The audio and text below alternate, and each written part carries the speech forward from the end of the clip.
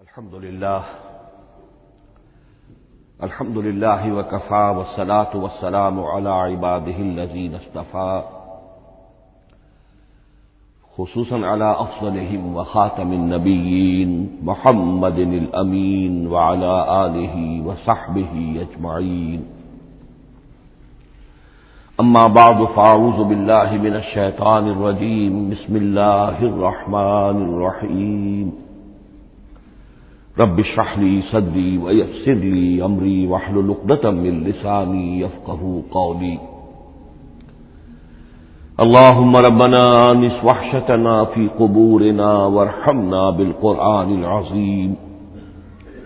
اللهم اجعله لنا إماما ونورا وهدى ورحمة.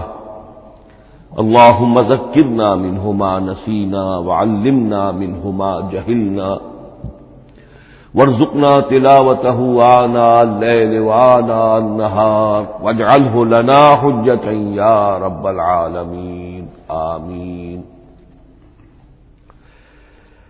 کل دو نشستوں میں تعارف قرآن کے ضمن میں جن عنوانات پر گفتگو ہو چکی ہے ان میں سے ایک تشنا رہا قرآن حکیم کی ترتیب اور تقسیم. اس کی تدوین کے بارے میں گفتگو ہماری مکمل ہو چکی تھی کہ قرآن حکیم کی تدوین 3 مراحل میں مکمل ہوئی. اولاً خود حضور صلی اللہ علیہ وسلم نے اللہ تعالی ہی کے حکم سے قرآن مجید کو مرتب کر دیا اور اس مرتب شکل میں امت کو منتقل کیا. ترتیب معین ہو چکی تھی لیکن وہ کتابی شکل میں ما بین الدفتین جمع نہیں ہوا. اس کے بعد دوسرا مرحلہ آیا حضرت ابوبکر صدیق رضی اللہ تعالی عنہ کے عہد خلافت کے دوران، جب بہت سے حفاظ شہید ہو گئے جنگ یمامہ میں تو تشویش پیدا ہوئی کہ قرآن حکیم کو کتابی شکل کے اندر مرتب بھی کر لیا جائے، جمع کر لیا جائے. چنانچہ یہ کام حضرت ابوبکر صدیق کے عہد خلافت میں پورا ہو گیا اور اس کے لیے مصحف کا نام حضرت عبداللہ ابن مسعود کی تجویز پر حضرت ابوبکر صدیق رضی اللہ تعالی عنہ نے طے کیا. لیکن اس کے چونکہ ابھی پڑھنے کے انداز میں لوگوں کو کافی آزادی دی گئی تھی کہ اپنے اپنے لہجے کے مطابق لوگ پڑھ سکتے ہیں، تو اس سے محسوس ہوا کہ اب اس کے لکھنے کے انداز میں بھی فرق آ رہا ہے. تو اس لیے ضرورت محسوس ہوئی کہ اس کا ایک اسکرپٹ، ایک رسم الخط جو متفق علیہ ہو، اجماعی ہو، وہ طے کر دیا جائے. چنانچہ یہ تیسرا مرحلہ حضرت عثمان رضی اللہ تعالی عنہ کے عہد خلافت میں طے پایا. اسی لیے اس کو اب مصحف عثمانی کہتے ہیں، اس لیے کہ وہ رسم الخط اب ہمیشہ کے لیے طے ہے. اس کے آفیشیل نسخے تیار کیے گئے اور بڑے بڑے شہروں میں جو بھی اس وقت اس مسلمان ممالک تھے ایک نسخہ بھیج دیا گیا اور باقی نسخے جو ہیں وہ تلف کر دیے گئے. تو اس طریقے سے گویا کہ ربع صدی کے اندر یہ تینوں مرحلے جو ہیں مکمل ہو گئے ہیں. اور جیسا کہ میں نے عرض کیا، سب تسلیم کرتے ہیں کہ جو قرآن آج ہمارے پاس ہے وہ وہی ہے بعینہ ہی جو محمد الرسول اللہ نے اپنی امت کو دیا تھا. البتہ جہاں تک قرآن کی ترتیب اور تقسیم کا تعلق ہے، بعض باتیں تو میں بیان کر چکا ہوں، ان کا صرف اجمالی اعادہ کروں گا.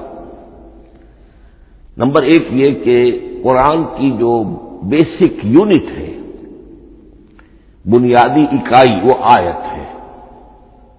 آیت کو ہم جملہ نہیں کہہ سکتے، آیت کو ورس نہیں کہہ سکتے، مصرع نہیں کہہ سکتے، اس کی اسی اصطلاح کو ہمیں ریٹین کرنا ہوگا. آیتیں چھوٹی بھی ہیں، بڑی بھی ہیں. آیتیں صرف حروف مقطعات پر بھی مشتمل ہیں اور مرکبات ناقصہ پر بھی مشتمل ہے. پورے جملے کی ایک آیت بھی ہے اور کئی جملوں پر ایک آیت بھی مشتمل ہے. یہ تمام امور توقیفی ہیں، یعنی حضور صلی اللہ علیہ وسلم کے بتانے پر موقوف علیہ. ان میں کسی کے اجتہاد کو، کسی منطق، کسی گرامر، کسی نحو، کسی بیان کے کسی اصول کو کوئی دخل نہیں. جہاں تک آیتوں کی تعداد کا تعلق ہے وہ مختلف فی ہے، وہ اتفاقی نہیں ہے، اس لیے کہ 6,500 کے لگ بھگ آیات ہیں۔ فرق کیوں ہے؟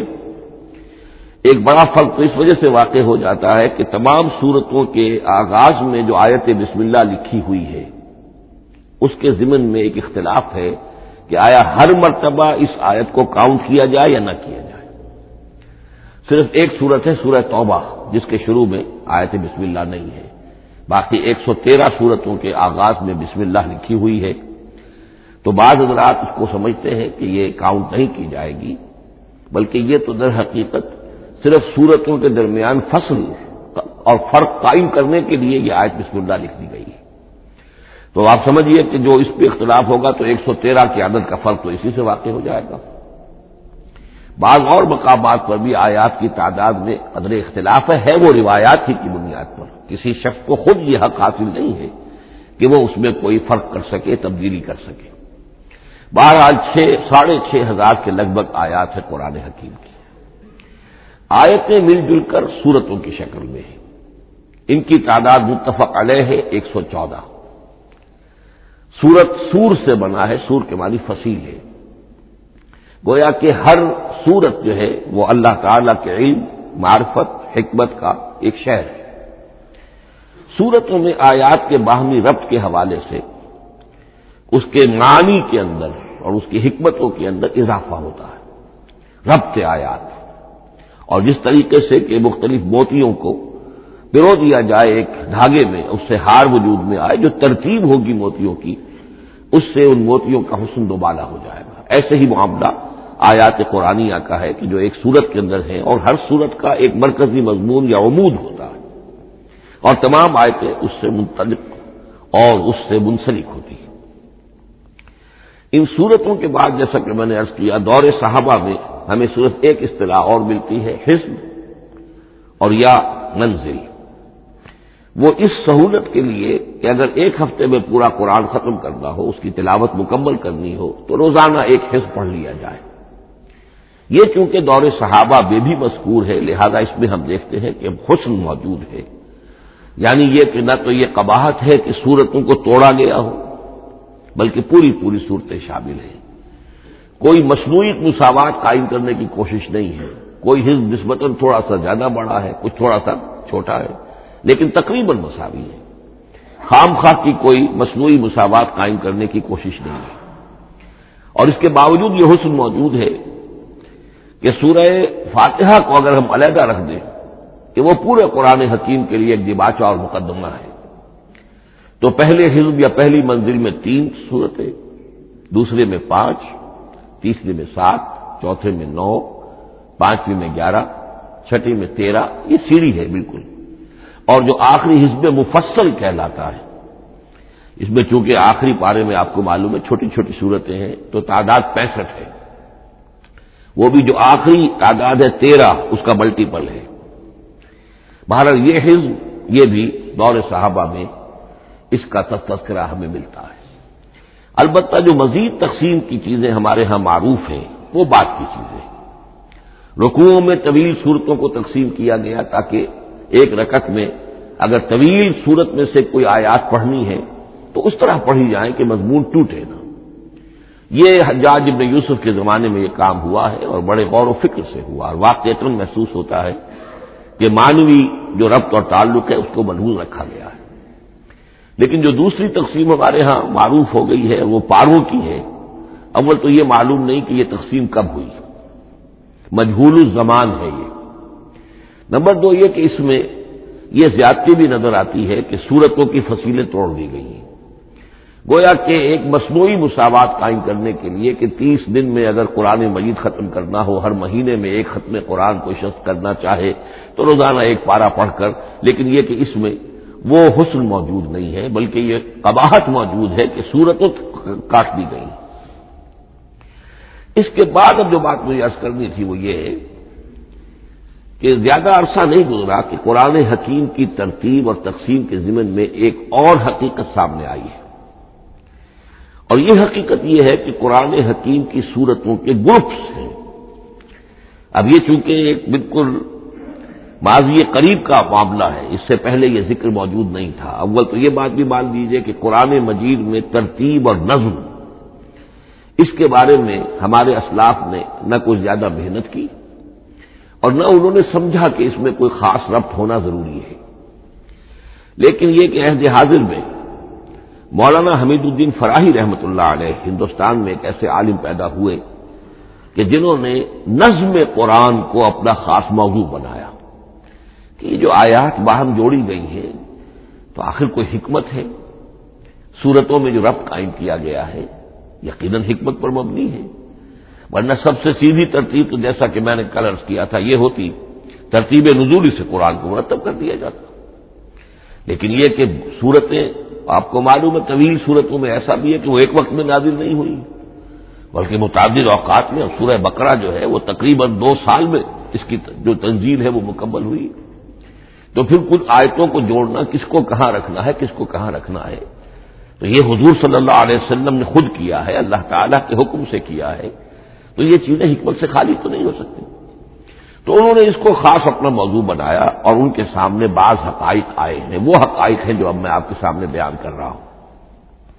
اس میں ایک اشکال ہو سکتا ہے، اسے میں چاہتا ہوں کہ پہلے رفع کر دوں کہ یہ چیز اگر ہمارے اسلاف کے نظر میں نہیں آئی اور ان کی توجہ ادھر نہیں ہوئی تو یہ تو گویا کہ ایک بڑی مشکوک سی بات ہوگی۔ قرآن مجید کے علم کے ضمن میں گویا کہ متقدمین کے فہم پر ہمیں کچھ تان کرنا ہوگا، لیکن یہ بات درست نہیں ہے۔ قرآن مجید ایک ایسی کتاب ہے جس کے بارے میں خود حضور نے جو فرمایا لا تنقضی عجائبہ، اس قرآن کے عجائب کبھی ختم نہیں ہوئے، ولا یخلق عن کثرت الرد، بار بار کے پڑھنے سے اس پر کوئی پرانا پن، کوئی بوسیدگی طاری نہیں ہوگی، ولا یشبع منہ العلماء، اور کبھی اہل علم اس سے سیری محسوس نہیں کریں گے۔ تو قرآن مجید لا تنقضی عجائبہ، جیسے جیسے دنیا آگے بڑھ رہی ہے، تمدن آگے بڑھ رہا ہے، علم انسانی جو ہے مادی فزیکل سائنسز کا علم آگے بڑھ رہا ہے، قرآنی حقائق اور مبرہن ہو رہے ہیں اور واضح ہو رہے ہیں اور نکھر رہے ہیں۔ بہت سی باتیں ہمارے اسلاف کے علم میں نہیں آ سکتی تھی، اس لیے کہ ابھی انسانی معلومات کا دائرہ بہت ہی محدود تھا۔ ذوالقرنین کون تھے؟ اب چونکہ تاریخ مفسرین کے علم میں نہیں تھی تو سکندر اعظم کو سمجھا گیا کہ ذوالقرنین ہے، حالانکہ سکندر کی شخصیت اور ذوالقرنین کی وہ شخصیت جو قرآن میں بیان ہوئی ہے دونوں میں کوئی مناسبت ہے ہی نہیں۔ اسی طریقے کا معاملہ یہ کہ نظم قرآن کا ایک پہلو کہ جو ابھی پوری طریقے سے آشکارا نہیں ہوا تھا، یہ دور وہ ہے کہ جس میں اللہ کے فضل و کرم سے وہ بات بھی اب کھل کر سامنے آئی ہے، اور اس سے در حقیقت توثیق ہو رہی ہے حضور کے اس فرمان کی کہ لا تنقضی عجائبہ، اس کے عجائب کبھی ختم نہیں ہوگی۔ انسان محنت کرے گا، کوشش کرے گا، یہ ہیروں کی ایک ایسی کان ہے جس میں سے اور ہیرے نکلتے چلے جائیں گے۔ اس کے ضمن میں ایک بات تو میں نے آپ سے کل عرض کر دی تھی اور آج پھر بھی کہی ہے، سورتوں میں بھی ایک ربط ہے، آیات جو سورتوں کے اندر جوڑی گئی ہیں، پھر سورتیں اکثر و بیشتر جوڑوں کی شکل میں ہیں۔ اس کے کچھ مثالیں بھی کل میں نے آپ کو دی تھی۔ قرآن مجید کی ایک آیت مبارکہ ہے وَمِن كُلِّ شَيْءٍ خَلَقْنَا زَوْجَيْنِ لَعَلَّكُمْ تَعْقِلُونَ یا لَعَلَّكُمْ تَذَكَّرُونَ، مجھے پوری طرح یاد نہیں ہے۔ ہم نے ہر شے کو جوڑوں کی شکل میں پیدا کیا، اگرچہ اس کو چونکہ قرآن مخلوق نہیں ہے ہم اس پر اس کا اطلاق نہیں کریں گے، لیکن من کل شیء خلقنا زوجین اس میں اس قدر کیٹیگوریکل سٹیٹمنٹ ہے کہ معلوم ہوتا ہے کہ یہ اصول اتنا اللہ تعالیٰ کے ہاں اتنا پسندیدہ ہے کہ قرآن مجید کی صورتوں میں بھی یہ صورتوں کے بھی جوڑوں کی شکل میں ہونا یہ بہت ہی اظہر من الشمس ہے۔ بعض جگہوں پر تو اظہر من الشمس ہے، بعض جگہوں پر ذرا تدبر کر کے بات معلوم ہوتی ہے۔ البتہ کہیں کہیں آپ کو نظر آئے گا کچھ منفرد صورتیں بھی ہیں، اور ان میں سے بعض یا جب دوران ترجمہ یہ چیزیں آئیں گی تو اب میں صرف اس وقت حوالہ دے سکوں گا، بڑی تیزی سے ہمیں چلنا ہوگا۔ اس وقت میں چاہتا ہوں کہ ذہن میں یہ حقائق بیٹھ جائیں۔ بعض جگہوں پر آپ دیکھیں گے 3 صورتوں کے گروپ ہیں، ان میں سے 2 کے مابین تو نسبت زوجیت کامل ہے، بلکہ یہ سمجھ لیجئے نسبت زوجیت کہتے کس کو ہے؟ 2 چیزیں مل کر کسی مقصد کی تکمیل کریں، ان دونوں میں ایسی نسبت ہونی چاہیے ریسیپروکل، کہ وہ ایک دوسرے کی تکمیل کے لیے اور کسی مقصد کے حصول کے لیے ان کے مابین ایک تعلق قائم ہو، یہ زوجیت ہے۔ اسی طریقے سے قرآن مجید میں جب صورتیں آتی ہیں جوڑوں کی شکل میں، تو کسی مضمون کا ایک رخ وہ ایک صورت میں آ جائے گا، اس کا دوسرا رخ دوسری صورت میں آ جائے گا، اور دونوں مل کر، جسے ہم کہتے ہیں تصویر کے دونوں رخ، وہ رخ مکمل ہو جائیں گے، بات پوری ہو جائے گی۔ البتہ بعض جگہوں پر ہے کہ تین صورتوں کے سب گروپس ہیں۔ میں اس معاملے میں گروپ کا لفظ ریٹین کر رہا ہوں، اس لیے کہ قدیم تو یہ تصور تھا نہیں، جدید اصطلاح ہے، تو اس میں چونکہ اب بہت سے الفاظ انگریزی زبان کے اب اردو میں آ گئے ہیں کہ اس کی جگہ کوئی اور بہت ہی کوئی کوشش کر کے لفظ آیا جائے تو وہ شاید زیادہ عام فہم نہیں ہوگا، یا عام فہم ہے۔ تو گروپس اور سب گروپس، چھوٹے گروپ بڑے گروپ، تو یہ چھوٹے گروپ جو ہے تین صورتوں کے، ان میں سے دو کے مابین تو نسبت زوجیت بتمام و کمال ہوگی، اور تیسرے کی حیثیت ضمیمے کی ہوگی۔ اس کی مثالیں بعد میں آئیں گی۔ البتہ یہ جو ضمیمے ہوتے ہیں خود ان کے، یا جو دوسری منفرد صورتیں ہیں، خود ان میں آپ کو فصل کے ساتھ یہ نسبت زوجیت مل جائے گی۔ اس سے آگے چلیے، اب اصل ہے وہ شے جس کو میں آج چاہتا ہوں بیان کرنا۔ قرآن حکیم کی صورتوں کی ایک گروپنگ اس اعتبار سے سامنے آئی، کچھ صورتیں مکی، پھر مدنی، پھر مکی، پھر مدنی، پھر مکی، پھر مدنی، پھر مکی، پھر مدنی۔ ایسا کیوں ہے؟ بڑی قابل غور بات ہے، اس میں کوئی حکمت ہے؟ اور عجیب بات یہ سامنے آئی، اس اعتبار سے بھی قرآن کے 7 گروپ بنتے ہیں، ہر گروپ میں ایک یا ایک سے زائد مکی صورت، اور پھر ایک یا ایک سے زائد مدنی صورتیں، ایک گروپ پورا ہو گیا۔ دوسرے گروپ میں پھر ایک یا ایک سے زائد مکی صورت، پھر ایک یا ایک سے زائد مدنی صورتیں، وہ پھر گروپ مکمل ہو گیا۔ یہ گروپ بھی قرآن حکیم میں 7 ہے۔ یہ گروپ جو ہے قرات کے لیے نہیں ہے، یہ گروپ جو معنوی تقسیم ہے، غور و فکر کے اعتبار سے، کہ ہر گروپ کا ایک عمود ہے، ایک مرکزی مضمون ہے، اور اس جس طریقے سے صورتیں دو مل کر ایک مضمون کی تکمیل کرتی ہیں، اسی طرح ہر گروپ کی مکی اور مدنی صورتیں مل کر ایک بڑے مضمون کی تکمیل کرتی ہیں۔ اس طریقے سے گویا کہ یہ قرآن مجید میں 7 گروپ ہیں بڑے بڑے، جو کہ جس میں کہ صورتیں جو ہیں وہ جمع کی گئی ہیں۔ مثلا میں اب آپ کو اشارتاً بتا دوں، پہلے گروپ میں سورہ مکی جو ہے وہ صرف ایک ہے، سورہ فاتحہ، تعداد میں تو ایک ہے، وہ اپنے حجم کے اعتبار سے چھوٹی بھی ہے لیکن بہت بھاری صورت ہے۔ وَلَقَدْ آتَيْنَاكَ سَبْعًا مِنَ الْمَثَانِي وَالْقُرْآنَ الْعَظِيمِ، محض اس صورت کو بھی قرآن عظیم کہا گیا ہے۔ لیکن ایک صورت مکی، سورہ فاتحہ، پھر 4 طویل ترین صورتیں مدنی، بقرہ، آل عمران، نساء، مائدہ۔ دوسرے گروپ میں 2 صورتیں مکی، 2 مدنی، الانعام، الاعراف مکیات، الانفال، التوبہ مدنیات۔ تیسرا گروپ چلتا ہے، 14 صورتیں مسلسل چلی جا رہی ہیں مکی، سورہ یونس سے، سورہ یونس، سورہ ہود، سورہ یوسف، سورہ رعد، سورہ ابراہیم، چلتے جائیے، سورہ ہجر، سورہ نحل، سورہ بنی اسرائیل، سورہ کہف، سورہ مریم، سورہ طٰہٰ، سورہ انبیاء، سورہ حج اور سورہ مومنون، 14 صورتیں۔ اب آئی ایک مدنی صورت، سورہ نور۔ یہ تیسرا گروپ مکمل ہو گیا۔ چوتھے گروپ میں بھی یہی بات آپ کو نظر آئے گی۔ الفرقان سے سورہ سجدہ تک 8 صورتیں مکی ہیں، اور پھر ایک صورت آتی ہے سورۃ الاحزاب، وہ مدنی ہے۔ اب یہ جو ایک ایک صورتیں آئی ہیں، سورہ نور اور سورہ احزاب، ہر شخص کو اندازہ ہو جائے گا یہ آپس میں جوڑے کی شکل رکھتی ہیں، ان کے مضامین بہت ایک دوسرے سے مشابہ ہیں، بہت مشابہ ہیں، لیکن یہ کہ وہ اس طریقے کا جوڑا نہیں ہے کہ اسی گروپ میں ان کا جوڑا موجود ہو، اس کا جوڑا جو ہے وہ دوسرے گروپ میں ہے۔ پھر آئیے 5واں گروپ ہے سورہ سبا سے احقاف تک، یہ 13 صورتیں مکی ہیں، اور پھر سورہ محمد صلی اللہ علیہ وسلم سے سورۃ الحجرات تک 3 صورتیں مدنی ہیں، یہ کل 16 صورتیں ہیں۔ چھٹے گروپ میں سورہ قاف سے سورہ واقعہ تک 7 صورتیں، یہ مکی ہے، اور سورہ حدید سے سورہ طلاق تک 10 صورتیں مدنی ہیں، یہ 17 صورتیں ہیں۔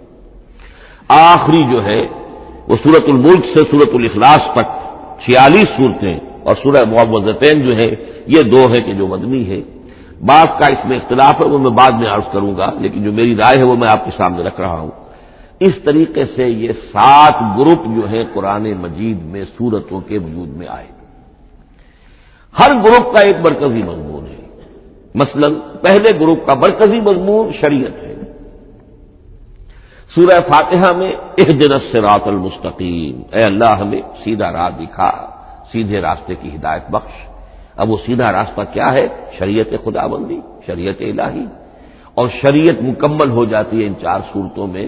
شریعت محمدی کا جو بلو پرنٹ ہے، ابتدائی خاکہ جو ہے وہ آپ کو سورہ بقرہ میں ملے گا، اور اس کی جو تکمیلی صورتیں ہیں، تکمیلی احکام ہے، وہ سورہ مائدہ. اس کے علاوہ اس گروپ میں جو زیادہ زور ہے وہ سابقہ امت مسلمہ سے گفت و شنید.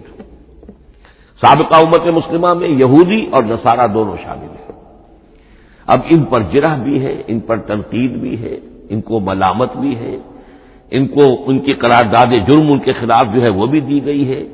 اور پھر یہ کہ ان کو معزول کر کے اور نئی امت کو اس مقام پر نصب کرنے کا اعلان ہے، اور ان کو بڑی زوردار دعوت ہے کہ اب محمد پر ایمان لاؤ اور قرآن پر ایمان لاؤ صلی اللہ علیہ وسلم. یہ پہلا گروپ ہے. اسی طریقے سے ہر گروپ کا اب یہ ساتھ ساتھ جب ہم چلیں گے تو میں تفصیل کے ساتھ بیان کرتا جاؤں گا کہ اس گروپ کا یہ مرکزی مضمون ہے، اور اس طور سے یہ صورتیں آپس میں ایک دوسرے کے ساتھ مربوط ہیں. ان گروپوں میں آپ نے دیکھا ہوگا کہ پہلے اور آخری گروپ ان کی ایک ریسیپروکل سی صورت ہے کہ پہلے گروپ میں مکی صورت صرف ایک چھوٹی سی اور مدنی صورتیں 4-6 پارے سے زائد پر پھیلی ہوئی، جبکہ آخری گروپ میں سارے دونوں پارے جو ہے سورہ ملک سے شروع ہو کر مکی صورتوں پر مشتمل ہے. آخر میں آ کر چھوٹی چھوٹی صورتیں وہ مدنیات ہیں. یہ ایک دوسرے کے بالکل ریسیپروکل ہیں، کانورس. لیکن دوسرا گروپ ادھر سے اور دوسرا ادھر سے، یعنی چھٹا، یہ بڑے متوازن ہیں. 2 صورتیں مکی، 2 مدنی، اور ادھر 7 صورتیں مکی اور 10 مدنی. لیکن 7 صورتیں جو ہیں وہ 3 رکوعوں کی ہیں، ان میں سے ایک 4 رکوع کی بھی ہے، اور اکثر و بیشتر وہ جو دوسری ہے وہ 2 رکوعوں کی ہے، تقریباً متبادل بنتی ہے. تو درمیان میں جو ہے ان میں جو مدنی صورتوں کا حصہ بہت کم ہے، اکثر و بیشتر جو ہے وہ مکی صورتیں ہیں. ان مکی صورتوں کے اندر بھی جو 6 گروپ تقریباً بنتے ہیں، اس لیے کہ پہلی گروپ کے اندر تو مکی صورت صرف سورہ فاتحہ ہے. تو ان میں سے پہلے 2 گروپوں میں رسالت کا مضمون مرکزی مضمون ہے. درمیانی 2 گروپوں میں توحید کا مضمون مرکزی مضمون ہے. آخری 2 گروپوں میں انذار آخرت کا مضمون مرکزی مضمون ہے. آخری صورتیں آپ کو معلوم ہے سورہ قاف سے شروع ہو کر، تو پھر یہ انذار آخرت جو ہے ان سب کا مرکزی مضمون ہے. مدنی قرآن جو ہے یہ بھی آپ نوٹ کر لیجئے کہ کل قرآن کا 1/3 ہے تقریباً، اور اس 1/3 کا 2/3 پورا کا پورا پہلے گروپ میں آ گیا ہے. سورہ بقرہ، سورہ آل عمران، سورہ نساء، سورہ مائدہ. باقی تو پھر جا کے سورہ احزاب، سورہ نساء، پھر 3 چھوٹی صورتیں، پھر آخر میں 2 بہت چھوٹی چھوٹی صورتیں، سورہ انفال اور سورہ توبہ. لیکن یہ کہ یہ 2/3 جو ہے مدنی قرآن کا حجم بالکل پہلے ہی اس گروپ کے اندر آ گیا ہے. اس کی بھی حکمت ہے کیوں مدنی صورتوں کو پہلے رکھا گیا. میرے علم میں نہیں ہے کہ اس موضوع پر کسی شخص نے گفتگو کی ہو سوائے محمد مارمڈیوک پکتھال کے. میرے علم کی حد تک ہو سکتا ہے کہ کسی اور مفسر نے، کسی محقق نے کوئی بات کہی ہو اس سے بھی زیادہ وزنی کہی ہو، لیکن میرے علم کی حد تک مارمڈیوک پکتھال نے جو ترجمہ کیا ہے انگریزی میں، اس کے دیباچے میں اس موضوع پر گفتگو کی ہے، بہت ہی عمدہ بات کہی ہے. انہوں نے کہا کہ جب یہ قرآن نازل ہو رہا تھا تو اصل اہمیت ایمان کی تھی. پہلے لوگ ایمان لائیں، اور پھر جو ایمان لائے ان کو پھر احکام دیے گئے کہ یہ کرو اور یہ نہ کرو، یہ حلال ہے، یہ حرام ہے، یہ فرض ہے، وغیرہ وغیرہ. لیکن جب ایک امت وجود میں آ گئی، امت کے وجود میں آنے کے بعد اب نسلاً مسلمان پیدا ہو رہے ہیں. ان کے ہاں اب ضرورت پہلے اسلام کی ہے، چاہے بچہ چھوٹا ہی ہے، پہلے اسے احکام سکھائے جائیں گے. بچہ چھوٹا ہی ہے، نماز پڑھنی سکھائی جائے گی. بچہ چھوٹا ہی ہے، روزہ رکھنا سکھایا جائے گا. تو امت کے اس طرح تشکیل پا جانے کے بعد اب اصل اہمیت جو ہے وہ احکام کی ہو گئی ہے. احکام اب مقدم ہے اور ایمان کا معاملہ جو ہے وہ اس کے بعد مؤخر ہے. کوئی شخص بالغ ہوگا، ذہین ہوگا، فطین ہوگا، غور و فکر کی صلاحیت سے اگر اللہ تعالیٰ نے اسے بہرور کیا ہوگا پھر وہ حقیقت ایمان تک رسائی حاصل کرے گا. ورنہ یہ ہے کہ عام ایک مسلمان جو ہے اسے جہاں تک احکام کا تعلق ہے ان پر تو عمل کرنا ہی ہے. تو یہ بڑی میں سمجھتا ہوں کہ ذہانت پر مبنی بات ہے کہ جو محمد مارمڈیو پنگتھال نے کہی ہے اور مجھے اس سے اتفاق ہے. اب آئیے اگلا معاملہ، اگلی بحث، اگلا موضوع. قرآن کا موضوع کیا ہے؟ کیا قرآن فلسفے کی کتاب ہے، سائنس کی کتاب ہے، کیا یہ جیولوجی کی کتاب ہے، فزکس کی کتاب ہے، کس چیز کی کتاب ہے؟ تو پہلی بات یہ سمجھیے، قرآن کا موضوع ہے انسان، لیکن انسان کی اناٹمی نہیں، انسان کی فزیولوجی نہیں، انسان کی اینتھروپولوجی نہیں، کچھ نہیں، انسان کی ہدایت. یہ ہدایت کا لفظ بنیادی ہے قرآن مجید کے لیے. چنانچہ دیکھیے ذرا نوٹ کر دیجیے، سورہ بقرہ کے شروع ہی میں ھدی للمتقین، پھر اس کے وسط میں ھدی للناس. سورہ یونس میں فرمایا ھدی ورحمۃ للمؤمنین. سورہ لقمان میں فرمایا ھدی ورحمۃ للمحسنین. سورۃ البقرہ اور نمل میں فرمایا ھدی وبشریٰ للمؤمنین. آل عمران میں وموعظۃ للمتقین، ھدی وموعظۃ للمتقین. پھر 3 مرتبہ الہدی هو الذی ارسل رسولہ بالہدی ودین الحق لیظہرہ علی الدین کلہ. الہدی، ہدن نکرہ ہے، الہدی معرفہ ہو گیا، یعنی ہدایت کاملہ، ہدایت تامہ، ہدایت ابدی. اسی طرح سورۃ النجم میں فرمایا وَلَقَدْ جَاءَهُم مِّن رَّبِّهِمُ الْهُدَىٰ. سورۃ الجن میں وَإِنَّا لَمَّا سَمِعْنَا الْهُدَىٰ آمَنَّا بِهِ. سورہ بنی اسرائیل میں وَمَا مَنَعَ النَّاسَ أَن يُؤْمِنُوا إِذْ جَاءَهُمُ الْهُدَىٰ. سورہ بنی اسرائیل میں بھی یہ الفاظ آئے، سورہ کہف میں بھی آئے. تو قرآن کا موضوع ہے ہدایت، اور اس کو اب ذہن میں رکھیے کہ انسان کے علم کے 2 گوشے ہیں. علم انسانی 2 حصوں میں منقسم ہے. ایک حصہ ہے فزیکل ورلڈ کا علم، جو حواس کے ذریعے سے حاصل ہوتا ہے، مادی حقائق ان کا علم. حواس 5 ہمارا دیکھنا، سننا، سونگنا، چکھنا، چھونا، یہ تمام صلاحیتیں ہیں، ان سے کچھ معلومات حاصل ہوتی ہیں، اور عقل کا یہ کمپیوٹر ان کو پروسیس کرتا ہے، اس سے نتائج نکالتا ہے، نتائج نکال کے سٹور کر لیتا ہے. پھر مزید کوئی معلومات حواس کے ذریعے سے حاصل ہوتی ہیں، اب ان کو وہ پھر پروسیس کر کے جو سابق میموری سٹورڈ ہے اس کے ساتھ ریکنسائل کر کے کوئی اور نتیجہ اخذ کرتا ہے. اس طرح رفتہ رفتہ رفتہ رفتہ انسان کا یہ علم بڑھتا چلا جا رہا، اور ہم نہیں کہہ سکتے کہ ابھی اور کہاں تک جائے گا. آج سے چند 100 سال پہلے بھی انسان تصور نہیں کر سکتا تھا کہ انسانی علم وہاں پہنچ جائے گا جہاں آج پہنچ چکا ہے. اس علم کا وحی سے کوئی تعلق نہیں. اس علم کا تعلق ہے ان علم اسماء سے جو حضرت آدم میں ودیعت کر دیے گئے تھے بالکل شروع میں. سورہ بقرہ کا 4واں رکوع جو ہے اس کے شروع میں ذکر ہے وَعَلَّمَ آدَمَ الْأَسْمَاءَ كُلَّهَا. اللہ نے آدم کو تمام نام سکھا دیے. اور اس کے آخر میں ذکر ہے جب آدم کو اور حوا کو حکم دیا گیا کہ اب زمین میں جا کر اور وہاں کا چارج سنبھالو، تو فرمایا وَإِمَّا يَأْتِيَنَّكُم مِّنِّي هُدًى فَمَن تَبِعَ هُدَايَ فَلَا خَوْفٌ عَلَيْهِمْ وَلَا هُمْ يَحْزَنُونَ.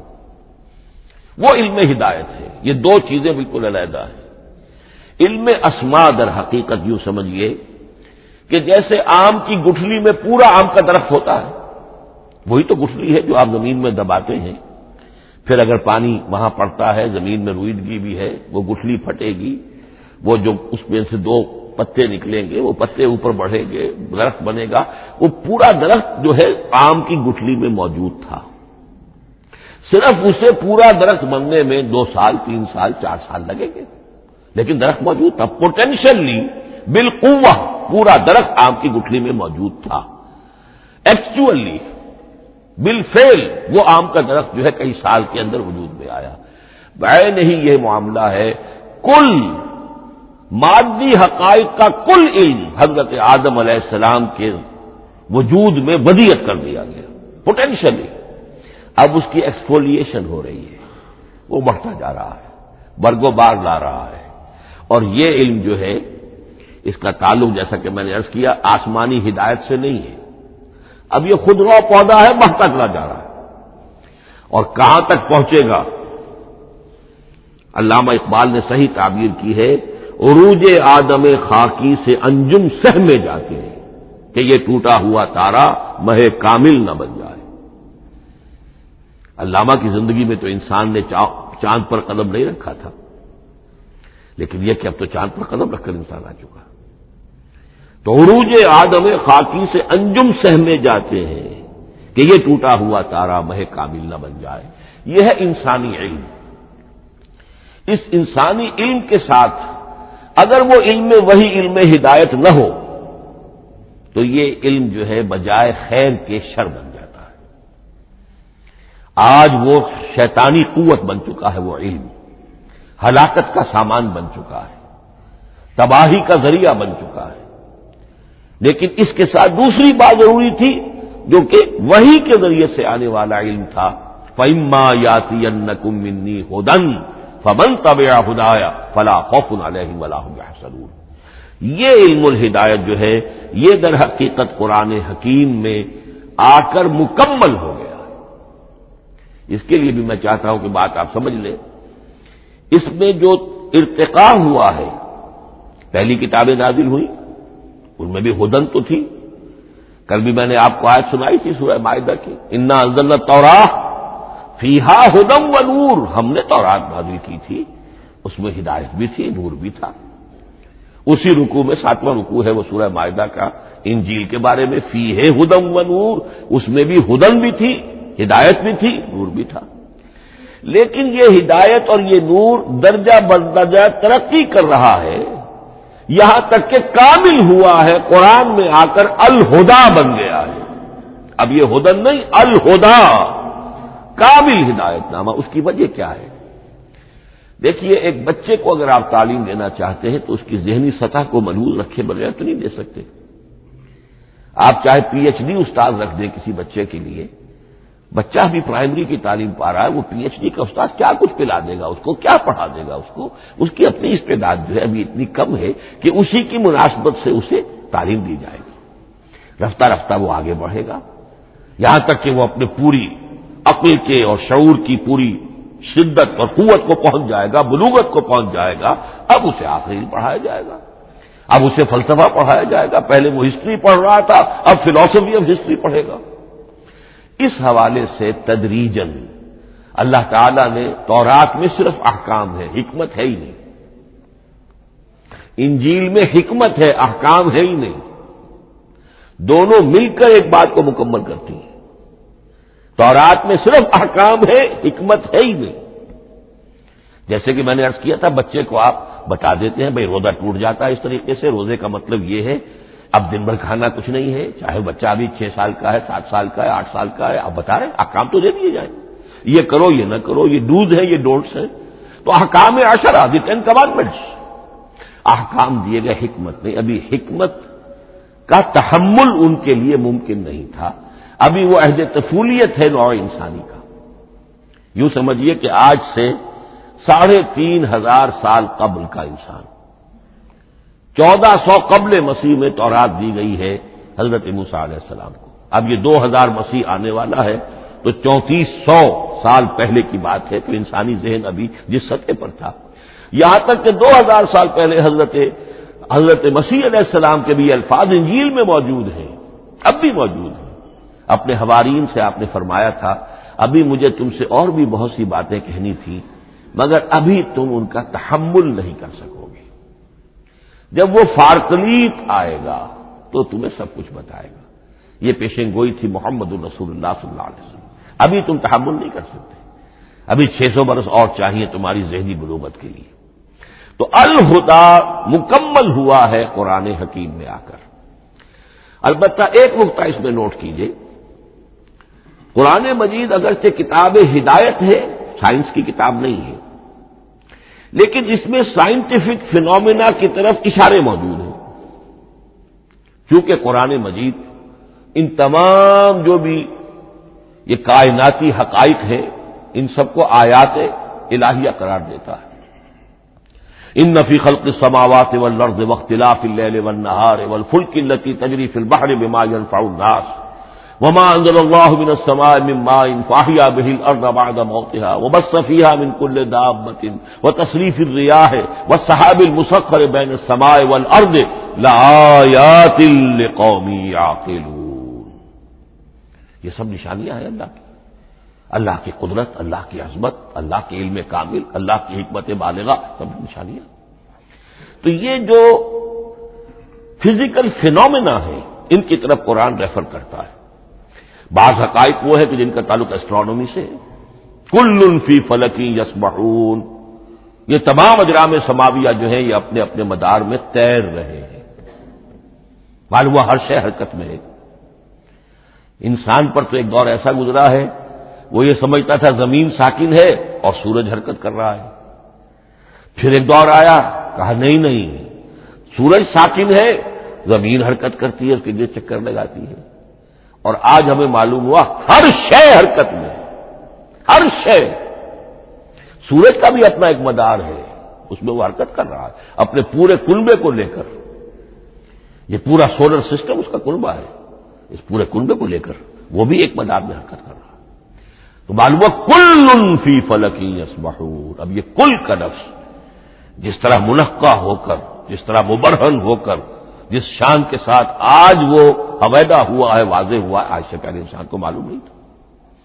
تو یہ جو فزیکل فینومینا ہے جن کی طرف قرآن مجید ریفر کرتا ہے، یہ اگرچہ قرآن کا اصل موضوع نہیں ہے، لیکن ایک بات جان لیجئے کہ قرآن مجید میں ان فزیکل فینومینا کے بارے میں جو بات کہی گئی ہے وہ غلط نہیں ہو سکتی. اور یہ وہ حقیقت ہے کہ جو اس دور میں آ کر اتنی واضح ہوئی ہے. آپ نے نام سنا ہوگا ڈاکٹر مورس بکائی کا. یہ فرانسیسی سرجن تھے، انہوں نے مطالعہ کیا، کمپیریٹو اسٹڈی کی قرآن بائبل دونوں کی. بائبل سے مراد اولڈ ٹیسٹمنٹ، نیو ٹیسٹمنٹ دونوں. اور وہ اس نتیجے پر پہنچا کہ پورے قرآن میں کوئی ایک لفظ ایسا نہیں ہے جسے ہماری ساری سائنسی انکشافات میں سے کسی نے غلط ثابت کیا، جبکہ تورات میں بے شمار چیزیں ایسی ہیں کہ سائنس انہیں غلط ثابت کر چکی ہے. The science, the Quran and the Bible. اب یہ بات بڑی اہم ہے. اس کو بڑی خوبصورت انداز میں ڈاکٹر رفیع الدین مرحوم نے کہا ہے کہ یہ کائنات اللہ کا فعل ہے، عمل ہے، اس کی تخلیق ہے، اس کی تدبیر ہے، اور قرآن اللہ کا قول ہے. قول و عمل میں تضاد ممکن نہیں. عام انسان کے قول و عمل میں تضاد ممکن نہیں، اللہ کے قول و فعل میں اور قول و عمل میں تضاد ہو سکتا ہے. ہاں یہ ہو سکتا ہے کہ ایک دور میں انسانوں نے بات سمجھی نہ ہو، ان کا ذہن وہاں تک پہنچا نہ ہو، ان کی معلومات کا دائرہ ابھی اس حد تک ہو کہ ان حقائق تک نہ پہنچا ہو. لیکن جیسے جیسے وقت آئے گا مزید حقائق منکشف ہوں گے اور یہ بات اور زیادہ سے زیادہ واضح سے واضح تر ہوتی چلی جائے گی کہ جو کچھ قرآن میں لکھا ہے وہی برحق ہے. ہاں آج سے پہلے انسانی ذہن اس حد تک رسائی حاصل کرنے کا اہل نہیں تھا. اور یہ ہے در حقیقت آیت قرآن حکیم کی. یہ سورہ حامیم السجدہ کی لاسٹ بٹ 1 آیت ہے. سنریہم آیاتنا فی الآفاق وفی انفسہم حتی یتبین لہم انہ الحق. ہم انہیں دکھاتے چلے جائیں گے اپنی نشانیاں، آفاق میں بھی انفس میں بھی. سنریہم آیاتنا فی الآفاق وفی انفسہم حتی یتبین لہم، یہاں تک کہ یہ بات پوری طرح نکھر کر مبرہر ہو کر ان کے سامنے واضح ہو جائے گی انہ الحق، کہ قرآن حق ہے۔ اور اسی کی حقیقت جو ہے، جیسا کہ میں نے عرض کیا، ایک تو مورس بکائی کو ذہن میں رکھیے، اور ایک اور شخص کینیڈا میں ایک بہت بڑا ڈاکٹر ہے کہ جو ایمبریولوجسٹ ہے، اور اس کی جو ٹیکسٹ بکس ہے جو ایمبریولوجی پر، علم جنین، یعنی رحم مادر میں جو بچے کی پرورش ہوتی ہے، کیسی ہوتی ہے، کن کن سٹیجز سے گزر کر ہوتی ہے، یہ علم جنین یا ایمبریولوجی، تو سٹینڈرڈ ٹیکسٹ بک ہے دنیا میں اس کی، ڈاکٹر کیتھل مور کی۔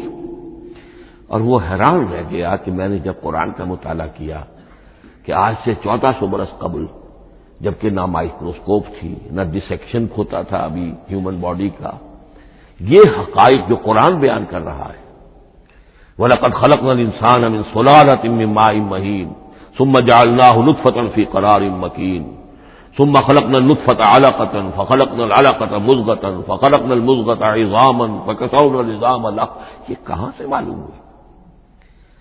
اور واقعہ یہ ہے کہ اس سے زیادہ صحیح تعبیر ممکن نہیں۔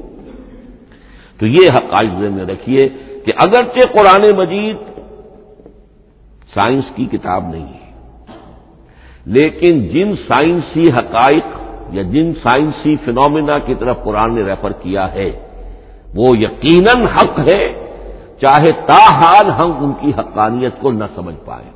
مثلا آج بھی مجھے نہیں معلوم کہ قرآن جو 7 آسمان کہتا ہے تو 7 آسمان سے کیا مراد، مجھے نہیں معلوم، لیکن مجھے یقین ہے کہ ایک وقت آئے گا کہ انسان سمجھے گا کہ ٹھیک ٹھیک یہ الفاظ جو ہیں 7 آسمان، یہ منطبق ہوتے ہیں اس حقیقت پر جو آج ہمارے علم میں آئی ہے، پہلے نہیں آئی تھی۔ البتہ ایک اور نقطہ جو بہت اہم ہے عملی اعتبار سے، میں نے اسی لیے یہ ساری تمہید کی ہے کہ قرآن سائنس کی کتاب نہیں ہے، نہ سائنس کی ہے نہ ٹیکنالوجی کی ہے۔ اس حوالے سے ایک بڑا منطقی نتیجہ نکلتا ہے، اور وہ یہ ہے کہ اگر ہمارے اسلاف نے قرآن کی ان آیات کا کوئی خاص مفہوم معین کیا اپنے دور کی معلومات کی سطح پر، ہمارے لیے لازم نہیں ہے کہ ہم اس کی پیروی کریں۔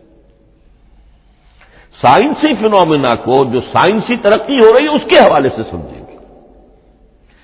یہاں تک کہ اب آخری بات عرض کر رہا ہوں، خود حضور کا فرمان بھی اس میں قطعی نہیں ہوگا۔ یہ بات بہت ثقیل اور گراں گزرے گی بہت سے لوگوں پر۔ سائنس اور ٹیکنالوجی میں اگر حضور کی کوئی حدیث بھی سامنے آ جائے تو اس کو بھی ہم کوئی دلیل قطعی نہیں سمجھیں گے۔ اس کی وجہ کیا ہے؟ ایک واقعہ بہت اہم ہوا حضور کی زندگی میں۔ حضور جب ہجرت فرما کر تشریف لائے مدینہ منورہ، تو آپ کو معلوم ہے کہ حضور کی پیدائش مکے کی، ساری زندگی آپ نے وہاں گزاری۔ وہ وادی غیر ذی زرع ہے، وہاں کوئی پیداوار، کوئی زراعت، کوئی کاشت ہوتی نہیں تھی، آپ کو کوئی تجربہ سرے سے نہیں تھا۔ ہاں تجارت کا تجربہ تھا، بھرپور تجارت کی تھی۔ یہاں آئے تو آپ نے دیکھا کھجوروں کے سلسلے میں انصار مدینہ تعبیر نخل، وہ اس کا ایک اصطلاح ہے۔ کھجور ایک ایسا پودا ہے جس کا ایک فیمیل فلاور ہوتا ہے اور ایک میل علیحدہ۔ اب میل فلاور اور فیمیل فلاور ان دونوں کو قریب لے آئیں تو اس سے اس بات کا زیادہ امکان ہو جاتا ہے فرٹیلائزیشن ہو اور پھل بنے اور زیادہ آپ کو پھل حاصل ہو، فصل زیادہ ہو۔ اگر وہ فاصلے پر رہیں گے تو ہو سکتا ہے کہ اس کا امکان کم ہو، تو وہ ان کو قریب جوڑ دیتے تھے۔ حضور نے دیکھا تو آپ نے فرمایا کہ آپ لوگ ایسا نہ کریں تو کیا ہے، یعنی نیچر جو ہے، nature can take care of it self, آخر فطرت ہے، فطرت نے یہ ساری چیزیں بنائی ہے، آپ ایسا نہ کریں تو کیا ہے، صرف یہ کہا آپ نے روکا نہیں۔ لیکن ظاہر بات ہے صحابہ کرام کے لیے رضوان اللہ تعالی علیہ مجمعین حضور کا اتنا کہنا بھی گویا کہ حکم کے درجے میں تھا، انہوں نے اس سال وہ کام نہیں کیا، فصل کم ہو گئی۔ اب وہ ڈرتے ڈرتے جھجکتے جھجکتے حضور کی خدمت میں آئے۔ حضور آپ نے فرمایا تھا ہم نے وہ نہیں کیا، تعبیر نخل اس سال نہیں کی ہم نے، فصل کم ہوئی ہے۔ آپ نے فرمایا انتم عالم بامور دنیاکم، اس کا ایک ایک لفظ یاد کر لیجیے، انتم عالم بامور دنیاکم، اپنے یہ دنیاوی اور مادی معاملات میں تم زیادہ تجربے کار ہو، تم زیادہ حقائق سے واقف ہو، میں عالموں کا لفظی ترجمہ یہاں کرنا جو ہے اس کی جرت مجھے نہیں ہو رہی. تم زیادہ واقف ہو ان چیزوں سے. میں یہ چیزیں سکھانے نہیں آیا. آپ ٹیکنالوجی پڑھانے نہیں آئے تھے, آپ طب سکھانے نہیں آئے تھے, آپ کوئی اور سائنس پڑھانے نہیں آئے تھے, ورنہ تو ہم شکوہ کرتے کہ آپ نے ہمیں ایٹم بم بنانا کیوں نہیں سکھا دیا پہلے ہی. نہیں, یہ موضوع ہی نہیں ہے. قرآن کا موضوع معین ہونا چاہیے. قرآن کا موضوع انسان کی ہدایت. اس ہدایت کے لیے جس قدر اس کو ضرورت ہے علم کی کہ وہ جو یہ فزیکل فینومینا ہیں ان کے حوالے سے بھی ہدایت حاصل کرے, اس حد تک ان کا تذکرہ ہے. لیکن یہ یقین اور ایمان ہونا چاہیے کہ قرآن مجید کے الفاظ میں جو شے مضمر ہے وہ کبھی غلط ثابت نہیں ہوگی. یہ ہو سکتا ہے کہ قرآن کی کسی آیت کا کوئی مفہوم ہمارے اسلاف نے 1000 برس پہلے یا 600 برس پہلے سمجھا ہو اور وہ مفہوم غلط ثابت ہو جائے, وہ ایک علیحدہ بات ہوگی. لیکن قرآن مجید کا ٹیکسٹ جو ہے اس کے اندر کہیں ایسی بات نہیں آ سکتی. اب آئیے فہم قرآن کے اصول.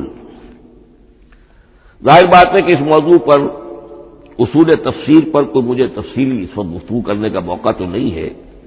البتہ یہ کہ 7 گنتی کر کے چیزیں نوٹ کر لیجئے کہ جس سے قرآن مجید کے فہم میں سہولت حاصل ہوگی. پہلی بات وہ جو کسی درجے میں پہلے بھی سامنے آ چکی ہے, قرآن کا اسلوب استدلال منطقی نہیں ہے, فطری ہے. ایک ہوتا ہے منطق کی گتھیوں سے اور منطق کے اصولوں سے اور منطق کی دلیلوں سے بات ثابت کی. نہیں, قرآن فطرت انسانی کے مطابق بات کرتا ہے. ایک ان پڑھ شخص بھی قرآن کو اپنے سے دور یا اپنے آپ کو قرآن سے دور نہیں سمجھے گا اگر ذرا سا وہ قرآن کو سمجھ سکتا بس. لیکن یہ ہے کہ قرآن مجید کا جو اسلوب ہے وہ تو یہ کہ منطقی نہیں ہے, فطری ہے, یا اس میں اگر ایک لفظ کا اضافہ کیا جائے خطابی ہے. خطابی کیا ہوتا ہے, جو میں کل عرض کر چکا ہوں, خطبے کی ایک شان ہوتی ہے, وہ دلیل کے ساتھ ساتھ جذبات سے بھی اپیل کرتا ہے. اور اس میں آپ کو ایک اپنے باطن میں جھانکنے کی دعوت دی جاتی ہے. تم ذرا اپنے باطن میں جھانک کر دیکھو. بعض آیات ایسی ہیں, بڑی پیاری آیات ہیں, افی اللہ شک فاطر السماوات والارض. بس کیا اللہ کی ہستی میں بھی کوئی شک ہو سکتا ہے جو آسمان اور زمین کا پیدا کرنے والا ہے؟ غور کرو, سوچو. یہ صرف آپ کے دروں بینی, آپ کو اپنے اندر جھانکنے کی دعوت ہے. اسی طرح اَإِنَّكُمْ لَتَشْهَدُونَ أَنَّ مَعَ اللَّهِ آلِهَةً أُخْرَىٰ. کیا واقعتاً تم اس کی گواہی دیتے ہو کہ اللہ کے ساتھ کوئی اور بھی الہ ہے؟ یہ گویا کہ کسی کے آنکھوں میں آنکھیں ڈال کر پیئرسنگ آئیز کے ساتھ کسی سے سوال کرنا, کیا واقعی؟ اور اس میں در حقیقت کون سی ہے پس منظر میں؟ یہ بنائے ہوئے ڈھکوسلے ہیں, ان پر خود تمہارا دل مطمئن نہیں ہے. تم کہتے تو ہو یہ ہمارا عقیدہ ہے اور یہ ہماری بات ہے اور یہ ہمارا موروثی عقیدہ ہے, ھذا ما وجدنا علیہ آباءنا, ہم نے آباء, لیکن واقعتاً غور تو کرو, کیا واقعی تم گواہی دیتے ہو کہ اللہ کے سوا کوئی اور الہ بھی موجود ہے؟ اس کو آپ کہیں گے خطابی انداز. نمبر 2, قرآن حکیم میں 2 طرح کی آیات ہیں, محکمات اور متشابہات. یہ سورہ آل عمران کے شروع میں یہ بہت اہم مضمون جو ہے وہ آ گیا ہے. هو الذی انزل علیک الکتاب منہ آیات محکمات ہن ام الکتاب واخر متشابہات. آل عمران آیت نمبر 7. اب یہ جو متشابہات ہیں یہ کون سی ہے اور محکمات ہیں وہ کون سی ہے, اس کو ذہن میں رکھیے. نمبر 1, محکم قطعی. تمام جتنی بھی آیات احکام ہیں وہ محکم, یہ کرو یہ نہ کرو, یہ جائز یہ حرام. آیات احکام محکم, اسی ایک مادے سے لفظ بنا ہے, یہ محکم بھی اور احکام حکم. البتہ عالم غیب کی ساری خبریں متشابہات میں سے. عالم غیب ہو, عالم ارواح ہو, عالم برزخ ہو, عالم آخرت ہو, ان کے تمام حقائق یہ متشابہات میں سے. ان کو ہم حقیقتاً سمجھ نہیں سکتے, ہمارا تجربہ ہی نہیں, ہمارا وہ مشاہدہ ہی نہیں. جیسا کہ ایک حدیث میں آیا ہے جنت کی جو بھی نعمتیں ہیں، ایک تو وہ نعمتیں جن کا ذکر قرآن میں ہے اور ان الفاظ میں ہے جن سے ہم واقف ہیں.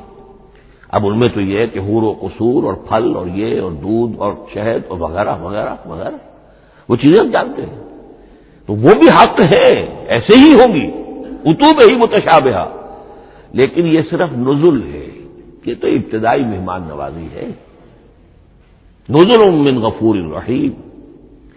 جو اصل ضیافت ہونی ہے اہل جنت کی، اس کے بارے میں فرمایا وہ نعمتیں دینے ملیں گی ما لا عین رات ولا اذن سمعت وما خطر علی قلب بشر، نہ کسی آنکھ نے کبھی دیکھی، نہ کسی کان نے کبھی سنی، نہ کسی انسان کے دل پر ان کا خیال تک وارد ہو. انہیں ہم کیا سمجھیں گے؟ تو عالم برزخ، عالم آخرہ، عالم غیب، عالم ارواح، ان کی تمام چیزوں کو ہم آیات متشابہات میں سمجھیں گے.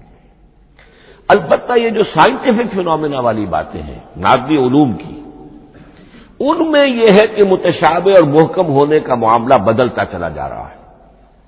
جب تک وہ ہمارا سائنسی علم وہاں تک نہیں پہنچا تھا وہ آیت ابھی متشابہ تھی، سمجھ میں نہیں آ رہی تھی. لیکن اب جب کہ وہ بات وہاں پہنچ گئی اور کھل گئی بات، اب معلوم ہوا کل فی فلک یسبحون. اب یہ آیت محکمات میں آ گئی. اب یہ وہ بات نہیں رہی کہ جس کا صحیح مفہوم سمجھنا ہمارے لیے مشکل ہو. تیسری بات، تفسیر اور تعویل میں کیا فرق ہے؟ تفسیر کا عام طور پر لفظ استعمال ہوتا ہے لفظی طور پر، الفاظ کی بحث، نحوی بحث، قواعد گرامر جو ہے ان کے حوالے سے جو بحث کی جائے گی وہ تفسیر ہے. اور اس کی اصل حقیقت اور مدلول کو سمجھنے کی جو کوشش کی جائے گی وہ تعویل ہے. تو یہ دو الفاظ جو ہے یہ مختلف ہوں گے، تفسیر اور تعویل. نمبر 4، تعویل عام اور تعویل خاص. یہ بہت اہم موضوع ہے. دیکھیے قرآن مجید نازل ہوا ایک خاص ٹائم اینڈ سپیس پس منظر میں. آج سے 1400 برس قبل 610 عیسوی سے لے کر 632 عیسوی تک نازل ہوا. حجاز میں نازل ہوا. اس کی ایک اولین مخاطب قوم تھی، وہ ان پڑھ قوم تھی، امی قوم تھی. پڑھے لکھے شاذ الشاذ المعدوم کے درجے میں تھے. وہاں فلسفے کا سوال نہیں، کوئی منطق کی بات نہیں، کچھ بھی نہیں. اور اولین مخاطب وہی ہیں. اور جو بھی حالات ہیں اس وقت کے ان کے حوالے سے بات کی جا رہی ہے. اب قرآن مجید کی ہر آیت پر اولاً غور ہوگا اس اعتبار سے جب یہ نازل ہوئی ہے تو اس کا اس وقت کیا مفہوم سمجھا گیا، اس خاص کانٹیکسٹ میں، ٹائم اینڈ اسپیس کانٹیکسٹ میں کیا مفہوم سمجھا گیا. یہ ہے تعویل خاص. لیکن اب دوسری طرف دیکھیے یہی کتاب ہدایت ہے ابد الآباد تک کے لیے. اسی کتاب کو 20ویں صدی عیسوی کے انسان کے لیے بھی ہدایت نامہ بننا ہے. اگر دنیا طویل ہے اور 500 برس تک ہے تو 25ویں صدی عیسوی کے انسان کے لیے بھی ہدایت نامہ یہی کتاب بننی ہے. یہ عرب کے امیین کے لیے ہدایت نامہ تھی تو ایران کے فلسفیوں کے لیے بھی تو ہدایت نامہ تھی.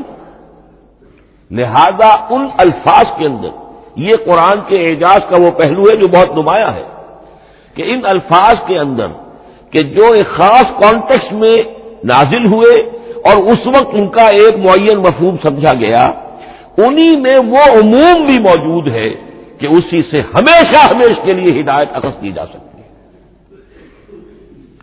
اس کو ہم کہیں گے تعویل عام. اس کانٹیکسٹ سے ذرا نکال کر اب اس آیت کے الفاظ، اس کا در و بست، اس کا ما سبق، اس کے بعد ما بعد، سیاق و سباق، اس کے حوالے سے بیٹھ کر بات کی جائے. تعویل خاص میں شان نزول پیش نظر رہے گا. تعویل عام میں اس آیت کے الفاظ، ان کا در و بست اور آیت کا سیاق و سباق یہ زیادہ زیر بحث رہے گا. تو معلوم ہوا کہ یہ دونوں چیزیں اپنی اپنی جگہ اہم ہیں. نہ تو انسان صرف تعویل خاص تک اپنے آپ کو محدود کر لے. اگر وہ کرے گا تو گویا کہ وہ صرف اس دور کا قرآن پڑھ رہا ہے، آج کا قرآن وہ نہیں پڑھ رہا۔ قرآن کے اندر تو واقعتاً یہ شان ہے کہ میں جس کے لیے الفاظ یہ استعمال کیا کرتا ہوں کہ ہر دور کے افق پر ایک خورشید تازہ کے مانند طلوع ہوگی یہ کتاب۔ معلوم ہوگا آج کا قرآن ہے، یہ ہمیں آج ملا ہے قرآن، اور گویا کہ آج جو ہمیں مسائل درپیش ہے ان کا حل ہے جو یہ قرآن پیش کر رہا ہے۔ یہ اس کا اعجاز ہے، یہ اس کا کمال ہے۔ اس اعتبار سے نوٹ کیجئے تعویل خاص اور تعویل عام، یہ الفاظ کیونکہ بار بار دورہ ترجمہ آئیں گے تو اس لیے میں نے ان اصطلاحات سے چاہا کہ آپ واقف ہو جائیں۔ ایک اور اس میں بات سمجھنے کی ہے تذکر اور تدبر۔ قرآن سے بنیادی ہدایت حاصل کر لینا، اس کے لیے قرآن انتہائی آسان ہے۔ وَلَقَدْ يَسَّرْنَا الْقُرْآنَ لِلذِّكْرِ فَهَلْ مِن مُدَّكِرٍ۔ ذرا سی انسان کو عربی آتی ہو کہ براہ راست قرآن کا مفہوم آپ کے ذہن اور قلب پر نازل ہوتا چلا جائے، بس قرآن کا اصل جو پیغام ہے، جو اس کی اصل ہدایت ہے، اس کی تمثیل یوں سمجھیے کہ سمندر میں اگر کوئی آئل ٹینکر جو ہے ٹوٹ جائے تو میلوں جو آئل ہوتا ہے وہ سطح سمندر کے اوپر پھیل جاتا ہے، سطح پر رہے گا، نیچے تو جائے گا نہیں۔ تو یوں سمجھیے کہ قرآن مجید کا جو لب لباب ہے، وہ اس کی سطح پر موجود ہے، لیکن اس کے یہ مطلب نہیں ہے کہ صرف سطح ہی سطح ہے، اس کی گہرائی فیتم لس، اس کی گہرائی وہ ہے کہ جس کی کوئی حد نہیں۔ اب اس کے لیے تعمق، گہرائی میں غوطہ نہیں کرنا، قرآن میں ہو غوطہ زن اے مرد مسلمان، اس کے اعتبار سے یہ دنیا کی مشکل ترین کتاب، اچھی طرح سمجھ لیجیے، اس کی تہ تک پہنچنا ممکن ہی نہیں۔ غلطی سے ہم کبھی کبھی کسی شخص کی مدح کرتے ہوئے کہہ دیتے ہیں فلاں شخص کو قرآن پر بڑا عبور حاصل ہے۔ ایک عالم دین نے یہ الفاظ میرے بارے میں کہہ دیے تھے، میں نے فوراً ٹوک دیا، میں نے کہا آپ کیا، یہ قرآن کی آپ نے گویا کہ قرآن مجید کی شان میں گستاخی کی ہے، قرآن کی توہین کی ہے۔ عبور کہتے ہیں ایک کنارے سے دوسرے کنارے کو چلے جانا، دریا عبور کر دیا، قرآن کے کنارے ہے ہی نہیں، یہ ناپیدا کنار سمندر ہے، اس سمندر کا کوئی کنارہ نہیں، نہ اس کی گہرائی اور نہ اس کے کنارے۔ لہذا پوری زندگی کوئی امام راضی ہو، کوئی زمخشری ہو، کوئی ہو، پوری زندگی کھپا کر بھی وہ یہ نہیں کہہ سکے گا کہ میں نے قرآن مجید کو بتمام و کمال سمجھ لیا ہے۔ معاذ اللہ، معاذ اللہ، معاذ اللہ، ناممکن۔ وراء الورا ثم وراء الورا، یہ ہے تذکر اور تدبر۔ اس کے لیے تو پوری زندگی انسان کھپائے، پورا وقت اس کے لیے لگائے، پوری صلاحیت کھپا دے، تب بھی وہ بہت سی جگہوں پر پھر بھی کہے گا واللہ عالم۔ امام راضی کو بھی نہ معلوم کتنے مقامات پر جا کر یہ کہنا پڑا ہے کہ اللہ بہتر جانتا ہے۔ اعلم ان ھذا المقام مقام غامض عمیق مہیب، یہ مقام تو بہت مہیب ہے، پرہیبت ہے، بہت گہرا ہے، بہت غامض ہے۔ امام راضی کہہ رہے ہیں، 30 جلدوں میں تفسیر لکھنے والا شخص۔